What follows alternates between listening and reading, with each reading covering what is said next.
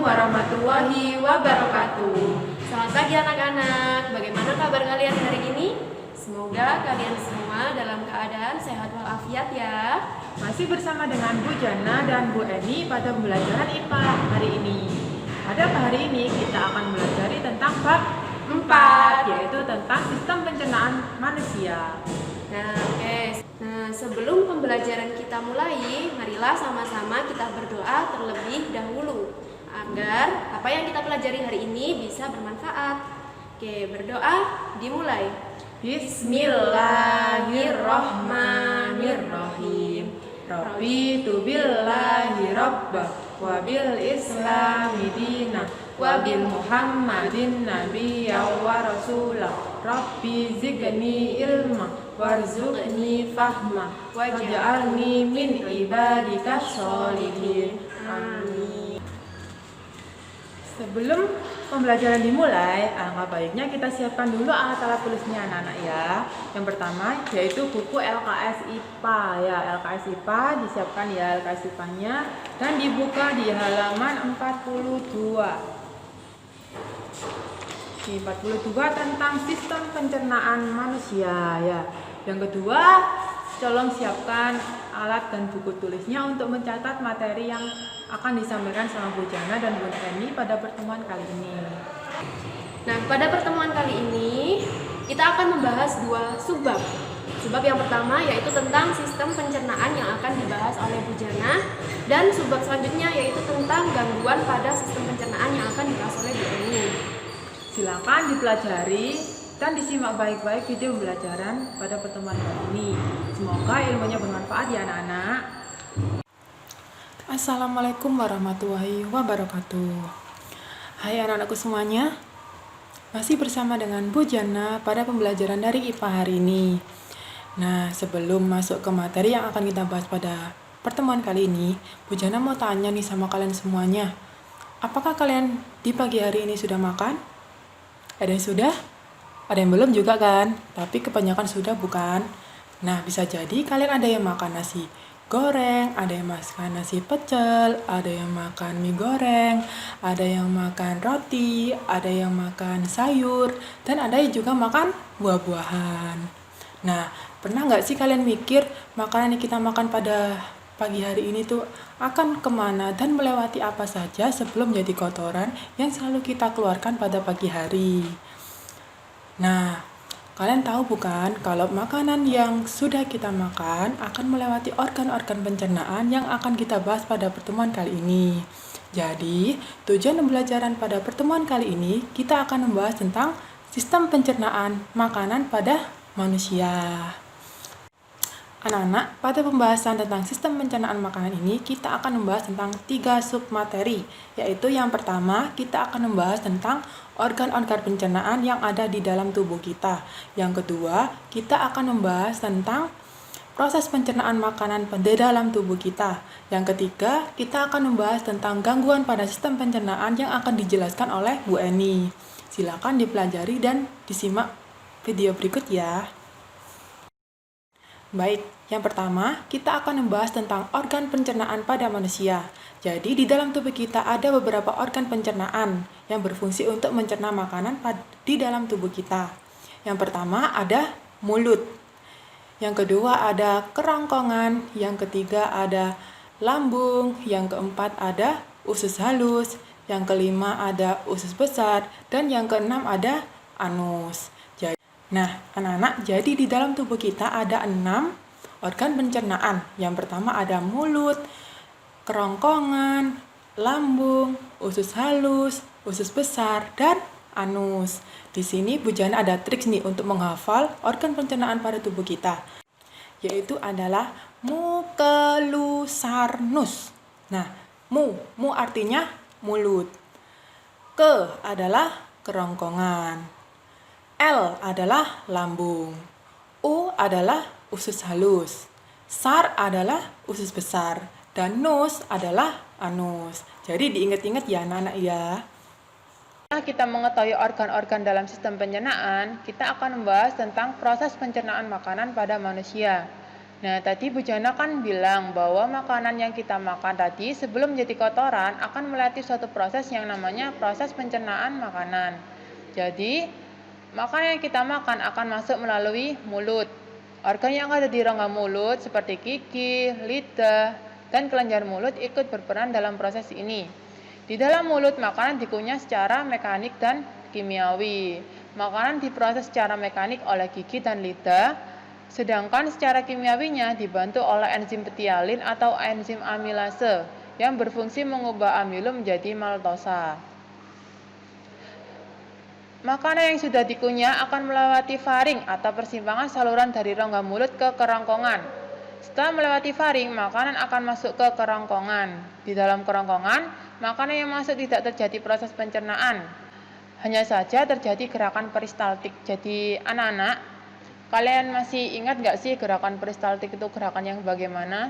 Jadi gerakan peristaltik adalah gerakan menekan-nekan dan meremas-remas yang akan mendorong makanan menuju ke lambung. Setelah sampai di lambung, makanan diolah secara kimiawi dan mekanik. Secara kimiawi, makanan dicerna oleh enzim pepsin, enzim renin, dan asam lambung. Sedangkan secara mekaniknya, makanan akan diremas-remas di dalam lambung. Dari lambung, makanan akan didorong menuju ke usus halus. Di dalam usus halus terjadi penyerapan sari-sari makanan. Usus halus terdiri dari usus 12 jari atau duodenum, usus kosong, jejunum, dan usus penyerapan atau ileum. Di usus halus ini terdapat beberapa enzim yang berperan dalam proses pencernaan makanan di usus ini, seperti enzim enterokinase, enzim maltose, enzim sukrose, dan enzim laktase. Dari usus halus, makanan akan didorong menuju ke usus besar. Di usus besar terjadi penyerapan air dan mineral dari sisa-sisa makanan, serta terjadi pembusukan makanan oleh bakteri Escherichia coli. Sisa makanan akan dikeluarkan dalam bentuk kotoran atau feses melalui anus. Nah, anak-anak, proses pencernaan makanan pada manusia tidak hanya terjadi pada saluran pencernaan saja, tetapi terjadi juga pada organ-organ pencernaan tambahan. Jadi, apa saja organ-organ pencernaan tambahan itu? Yang pertama adalah hati, yang kedua adalah empedu, yang ketiga adalah pankreas. Nah, fungsinya kelenjar ini adalah untuk menghasilkan enzim-enzim yang dapat berperan dan membantu pada proses pencernaan manusia. Yang pertama adalah hati. Hati berfungsi untuk menawarkan racun sebagai tempat untuk menyimpan cadangan glukosa dalam bentuk glikogen, perombak sel darah merah yang telah tua, dan bersintesa protein. Nah, proteinnya apa saja, Bu? Proteinnya adalah albumin, globulin, dan fibrinogen. Nah, di bawah organ hati ada yang namanya kantong empedu. Nah, kantong empedu ini berfungsi untuk menghasilkan getah empedu. Lah, getah empedu ini sangat berperan dalam proses pencernaan lemak. Partikel-partikel lemak yang telah dicerna akan berukuran kecil sehingga lebih mudah untuk diserap dan diedarkan oleh darah ke seluruh tubuh. Yang terakhir adalah pankreas. Pankreas ini memiliki dua kelenjar nih. Yang apa saja, Bu? Kelenjarnya adalah kelenjar endokrin dan eksokrin. Sebagai kelenjar endokrin, pankreas menghasilkan hormon insulin. Sedangkan sebagai kelenjar eksokrin, pankreas menghasilkan getah pankreas yang bermuara di usus 12 jari. Nah, getah pankreas ini terdiri dari beberapa enzim. Yang pertama ada enzim karbohidrase, yang kedua ada enzim amilase, yang ketiga ada enzim lipase, yang keempat ada enzim tripsin.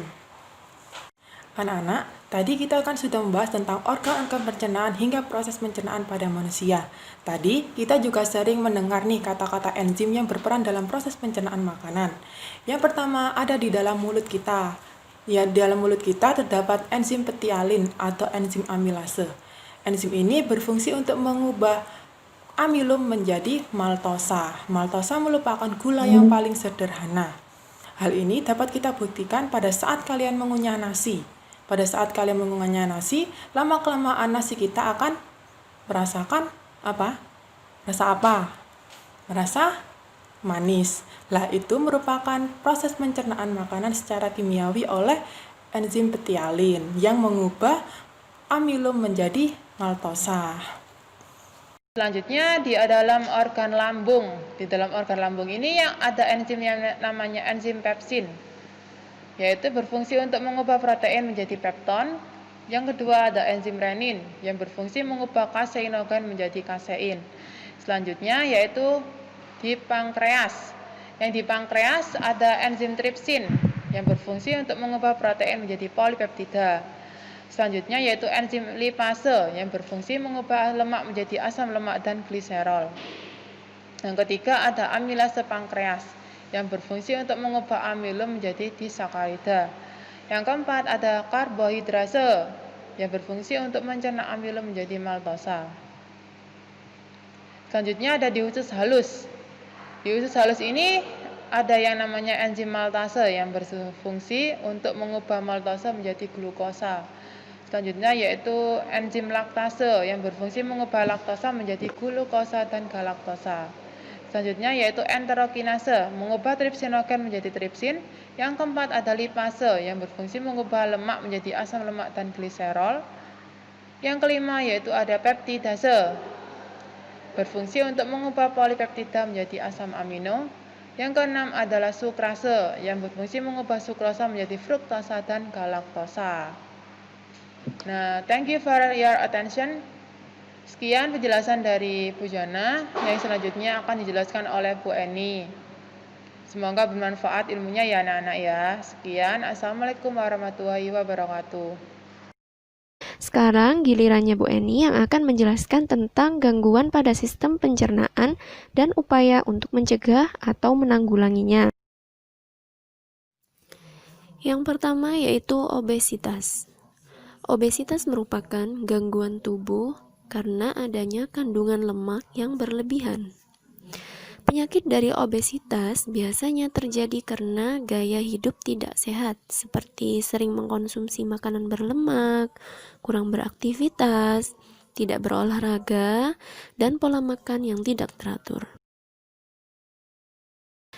Biasanya, obesitas ini ditandai dengan berat badan yang melebihi batas normal, sehingga kesulitan untuk melakukan berbagai aktivitas.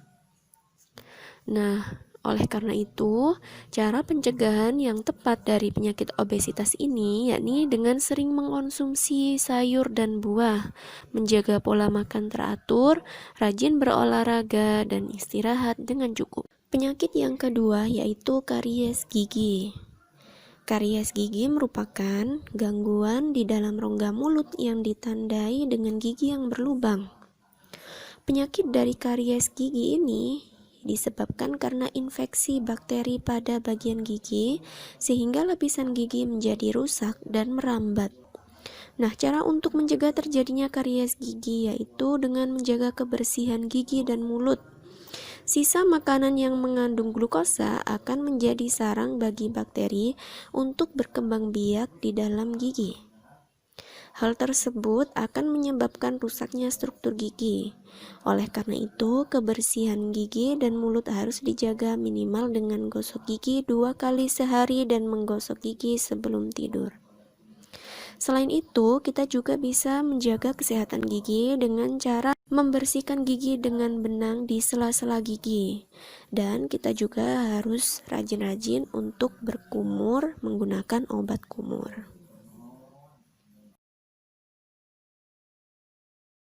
Yang ketiga yaitu MAH atau gastritis. MAH merupakan penyakit di dalam lambung yang menyebabkan rasa perih pada lambung hingga mual. Faktor yang menyebabkan penyakit MAH yaitu meningkatnya asam lambung, infeksi bakteri Helicobacter pylori, stres, pola makan tidak teratur, dan banyak mengkonsumsi makanan yang terlalu pedas dan asam.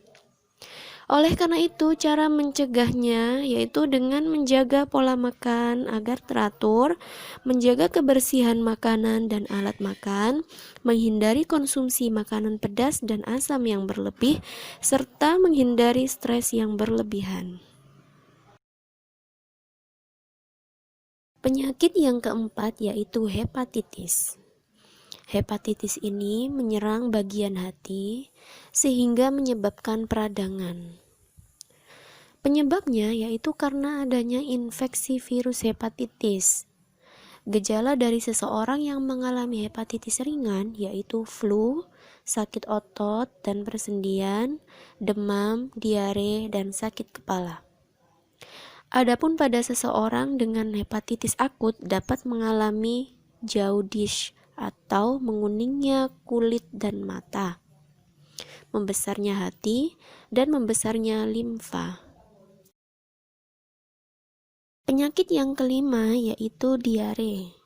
Nah, diare ini ditandai dengan adanya iritasi pada dinding usus besar sehingga sering buang air besar dalam bentuk cair. Penyebab diare yaitu adanya infeksi bakteri dan protozoa seperti Entomobacoli. Seseorang yang terkena penyakit diare akan kehilangan banyak cairan tubuh sehingga dapat mengalami dehidrasi atau kekurangan cairan. Cara pencegahan penyakit diare yaitu dengan menjaga kebersihan makanan dan alat makan, minum air yang higienis, mencuci tangan sebelum makan, dan menjaga kebersihan diri dan lingkungan. Yang keenam yaitu konstipasi. Konstipasi ini ditandai dengan gangguan sembelit sehingga seseorang susah untuk buang air besar. Konstipasi disebabkan karena kurangnya makanan berserat sehingga usus besar banyak menyerap cairan pada feses dan menyebabkan feses mengeras. Cara mencegah terjadinya konstipasi yaitu dengan cukup minum, banyak mengkonsumsi makanan berserat yang didapat dari buah-buahan dan sayuran, serta menghindari makanan yang berlemak. Berikutnya yaitu gejala kekurangan vitamin. Gejala kekurangan vitamin biasa disebut dengan amvitaminosis. Nah, pada tabel berikut ini akan dipaparkan beberapa gejala yang terjadi pada tubuh apabila kita kekurangan vitamin. Silakan simak baik-baik ya. Sekian pembelajaran IPA pada hari ini. Semoga apa yang telah kita pelajari bisa bermanfaat untuk kita semua. Ibu akhiri, wassalamualaikum warahmatullahi wabarakatuh.